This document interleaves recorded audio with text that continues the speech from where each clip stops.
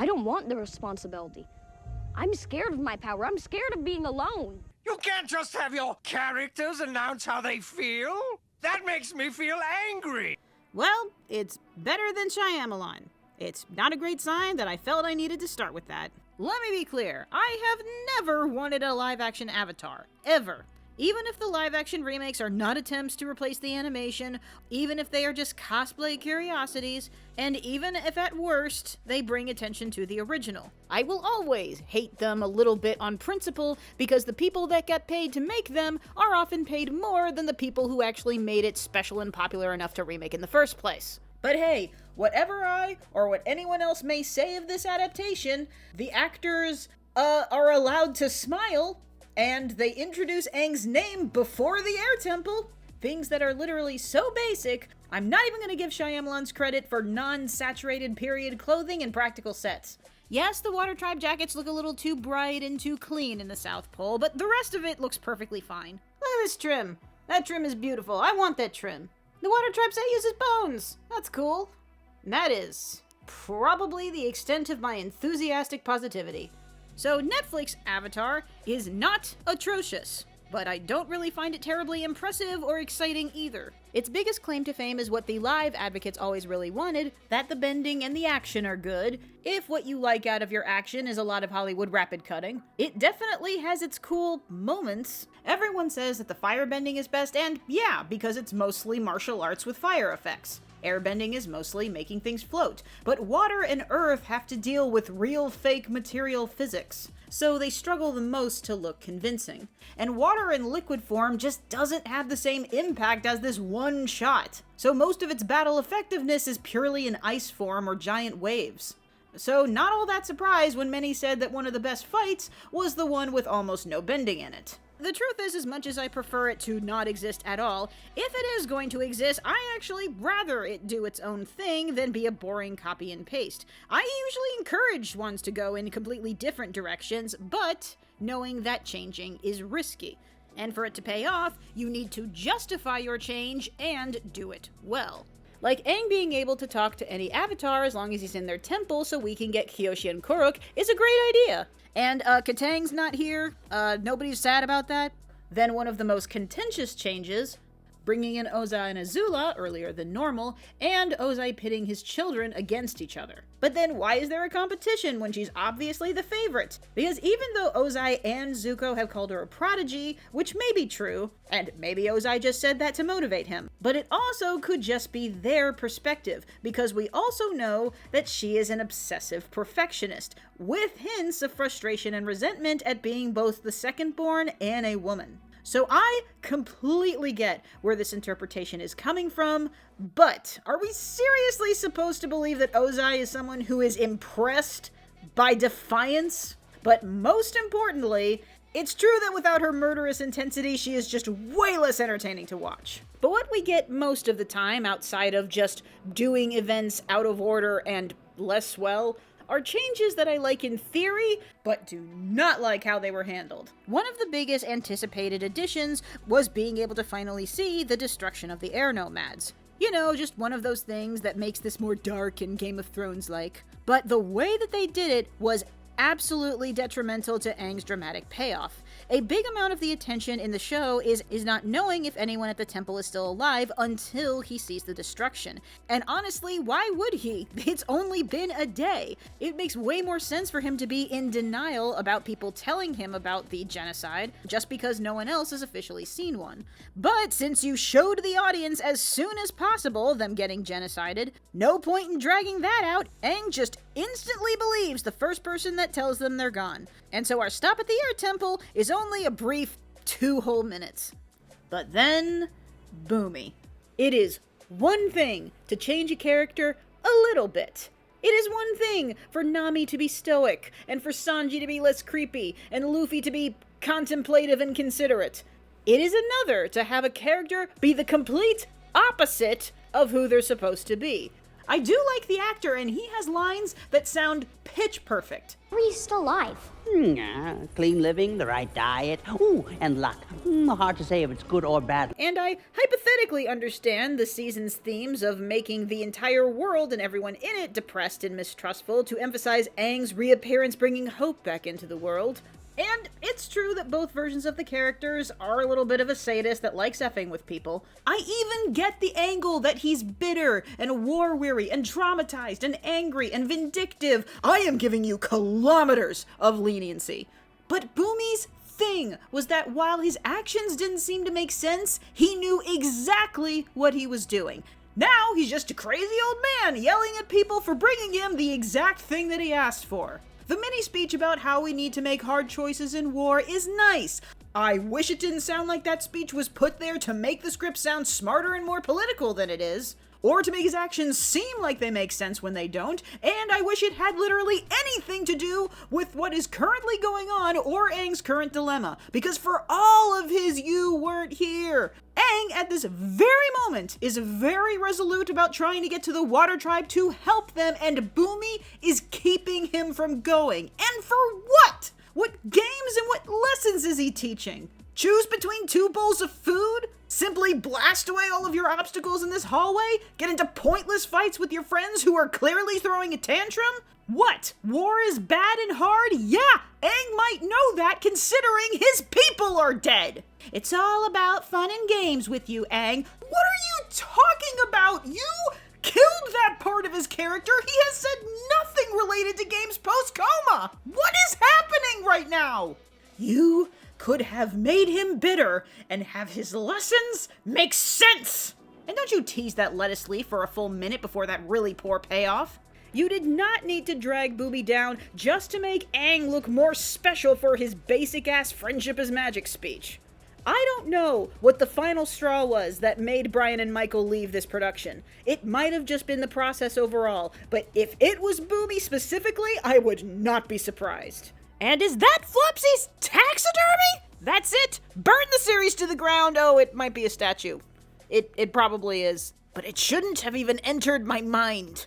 I get changes, but there's the Turtles from 03 and 12, and then there's Bishop from 03 and 12. At some point, you are just lying. But now, let's go ahead and get to the big upset. How much did deleting Sokka's sexism ruin his character?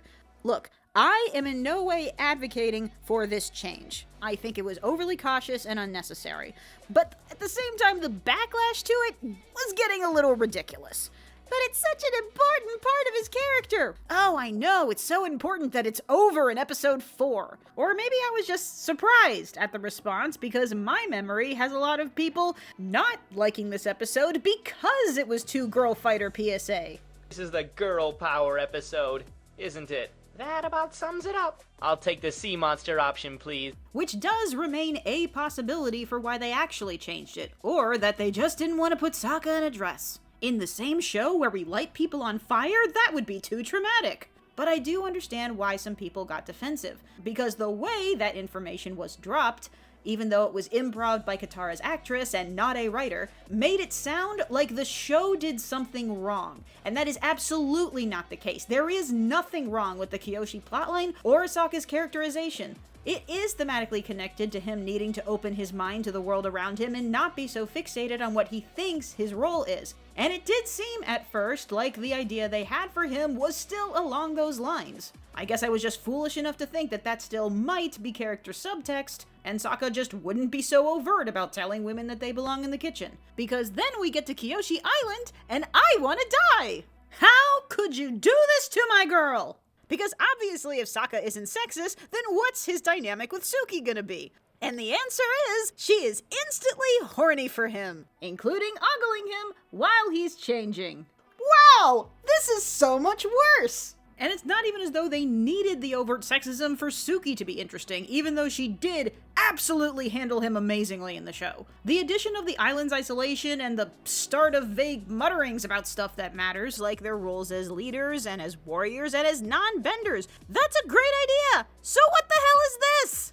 And then after afterward, they're like both super horny for each other to the point where their fighting is now like foreplay, and it's so uncomfortable. It's so uncomfortable. Like, if you already thought it was weird, like Suki flirting with him, and then later he goes off with Yue, well, now it's even more uncomfortable because they left with a full-on kiss. Originally, I always liked Suki because their meeting had like an arc and growth and stuff, and I didn't like Yue because that attraction was so like instantaneous and came from nothing. Now Yue has something resembling setup, even though it basically amounts to the same thing, but now also Suki's attraction comes out of nowhere? Thank you for showing the world to me by existing. What does that even mean? What was Sokka supposed to take away from this? Other than her fan, and also why? Talk again about the complete opposite of the message. This series spends so much time with people telling Sokka how amazing he is, while he himself does basically nothing. Though out of all those early interviews, the thing that made me nervous wasn't necessarily what they were saying they wanted to do with everyone's character arcs, it was that they were only talking about the individual character arcs, implying that they weren't thinking about character dynamics and relationships. Zuko and Iroh's might have been a given, though Iroh does sound more often that he's giving stern lectures than giving life advice about being more happy and living in the moment. But even when it came to the main three, for all of Aang's friendship is magic speeches, he and the other two spend an awful lot of time apart. In fact, the relationship that he seems the most invested in is with Zuko, which admittedly, I do kind of like. The whole thing with the notebook and that post-Blue Spirit exchange, genuinely some of the best work in the series. Zuko in general is probably the best done out of anyone, though ultimately still a diluted version. Still, I wish the work on him had been reflected in the rest of the series. Because if it isn't already evident, the true dead weight of the Netflix series is that the writing is embarrassingly weak. The creator Albert Kin said that he never watched the Shyamalan movie, and clearly he should have, because then maybe he'd pick up that one of the things that people really didn't like about it was a monotone delivery of over-expositing, because there are too many lines here that sound way too familiar. He thought that fans' main problem with it was just the casting and the visual effects. Well, with that level of dedication to detail, suddenly the outcome of this series makes a lot more sense. It is already pretty exhausting dealing with over-explanations of lore, over-explanation of messages, and scavenger hunt plots. Next thing you know, you're just saying character subtext out loud to make up for all of those plot points that you don't have time to get to with your 100 extra minutes longer than the original season 1. I know who I am. I like to play airball and eat banana cakes and goof off with my friends. What friends? Can we see friends? Of course not, then we'd have to cast those kids and pay them. You realize that that literally is the only thing you would have to do to that opening scene, right? To have him be showing off to a group of his friends? I don't want the responsibility. I'm scared of my power. I'm scared of being alone. Wow, so glad he said that into the camera. I would hate to have to decipher that through his actions.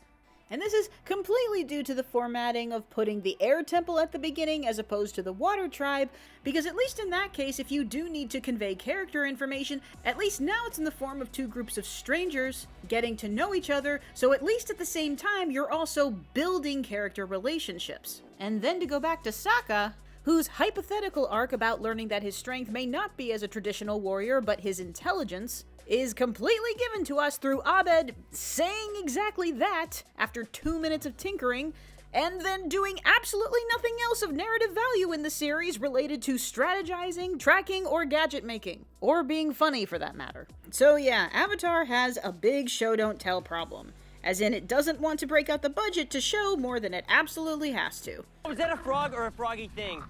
I mean, it's why Appa and Momo are barely here. You don't want to have to do those visual effects more than you absolutely have to. However, this has already been proven to be a pretty common talking point, and I have some people pick at some examples that I don't think are the worst sins of this, so maybe I'll make another video about it, probably not, but I'll just say that the show don't tell rule is definitely a good staple, but it is not an absolute rule. It's not like the original show never said feelings out loud. Things like Zuko and Iroh at Lu Ten's funeral, as one of the few praised original scenes, it's not like anybody's going, well, why is Zuko just telling us about this moment with Lu Ten? Why isn't the show showing us the moment with Lu Ten? Because as much as we would love that, the emotional importance of this scene is not between Zuko and Luten, it's between Zuko and Iroh. At Iroh's son's funeral, where everyone is congratulating him for his son dying a heroic death, Zuko conveys a personal story, conveying how much he understood how amazing his son was when he was alive. So the actual words he says are incredibly important to him. Gasp, something mildly resembling subtlety! Well then what about Aang and Gyatso? Isn't their interactions at the beginning of the series also important for establishing their relationship? I mean, a little bit, but most of it is in the form of Gyatso again just lecturing things at Aang. And apparently not good enough by itself, because then Gyatso has to say literally, "I'm your friend."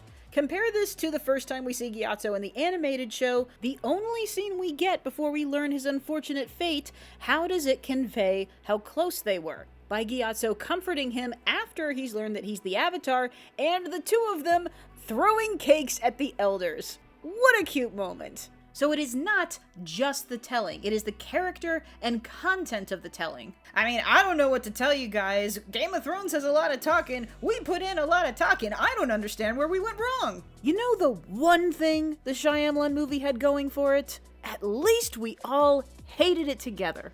But this is just competent enough to the point where some are actually enjoying it. And also the people who have never seen the animation. So now the base is divided, though honestly maybe not as bad as some might think. Because the people saying that they're enjoying the show are not saying that it's the best show ever or that it's better than the animation. And they won't, if they value their lives. Heck, they're not even saying that the writing is great. They're just saying they enjoy it. Because action, and maybe even because they appreciate it being just a little bit less silly than the animation could be. I'm not gonna pretend that Sokka doesn't occasionally have a small case of Pinkie Pie syndrome. Hey, it's a Nickelodeon show, and it's been 5 minutes without a joke. Have Sokka look into the camera and make a funny face. So to a point, I get it. Because that is what people wanted out of this, a chance to further flesh out this fantasy world in ways that went beyond Nickelodeon's restrictions. And yet we ended up with a world that feels smaller and more childish. Boy, was that Game of Thrones illusion a really stupid thing to put out into the world. Because it's an insult to Game of Thrones as well. Because apparently what you meant by that was just to have more visceral action and setting people on fire, than monologuing about how much war is bad because you didn't want to do episodic adventures showing the reach of how this war has devastated an entire planet. And these definitely aren't more mature versions of these characters if you're so terrified of them seeing unlikable for a second that Aang doesn't even run away from home. He just steps out for a moment, making everyone blaming him for being gone have infinitely less impact. To say nothing about him burning his friend out of his boyhood impatience and arrogance. Because, you know, you didn't want Aang to seem too childish, and then had him make a speech about how it's not bad to think like a child. Yes, this series has moments, but every piece of narrative art has moments, whether they're bad or mediocre. Do whatever with this, but this just did absolutely nothing for me. I'm gonna go watch the animated series like 3 times in a row, and I don't care if this gets a season 2. Leaves from the vine, falling so slow, like fragile tiny shells, drifting in the foam. Little soldier boy, come marching home. Brave soldier boy, come marching home.